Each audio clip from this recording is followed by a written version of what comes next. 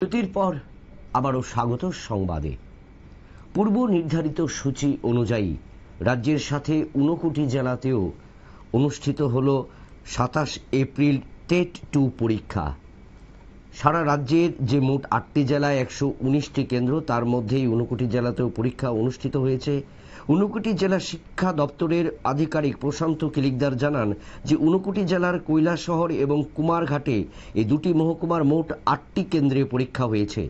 এর মধ্যে কৈলাসহর মহকুমার রাধা কিশোর ইনস্টিটিউট, ভগিনী নিবেদিতা হাই স্কুল, নেতাজি বিদ্যাপীঠ ইংরেজ মিডিয়াম স্কুল, বৈদ্যনাথ স্মৃতি হাই স্কুল এবং শ্রীরামপুর হাই স্কুল, এই 5টি কেন্দ্রে পরীক্ষা হয়েছে। এছাড়া কুমারঘাট মহকুমার Pabiachhara high school, Kumarghat girls high school এবং ফটিকরায় হাই স্কুলে এই 3টি কেন্দ্রে পরীক্ষা হয়েছে। 59টি জেলায় 2181 জন পরীক্ষার বসার কথা থাকলেও 1971 জন পরীক্ষায় বসেছে। পরীক্ষা কেন্দ্রে কোনো ধরনের অপ্রীতিকর ঘটনা ঘটেনি।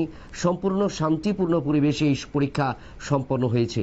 পরীক্ষাকে কেন্দ্র করে 8টি কেন্দ্রে বাড়তি নিরাপত্তা বাহিনী মজুদ ছিল।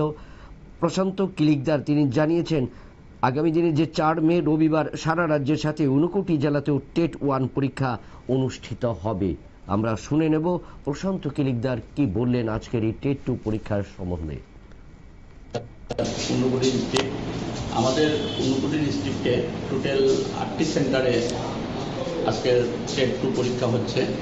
কৈলাসহর সাব ডিভিশনে 5টি সেন্টারে এবং কুমারঘাট সাব ডিভিশনে টোটাল 3টি সেন্টারে পরীক্ষা হচ্ছে।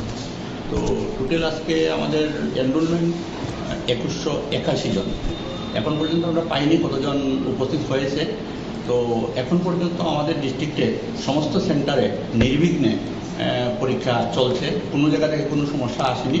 আমি নিজেও কয়েকটি সেন্টারে ভিজিট করেছি এবং খুব শান্তিপূর্ণভাবে পরীক্ষা চলছে এবং সবাই আমাদেরকে সহযোগিতা করছে।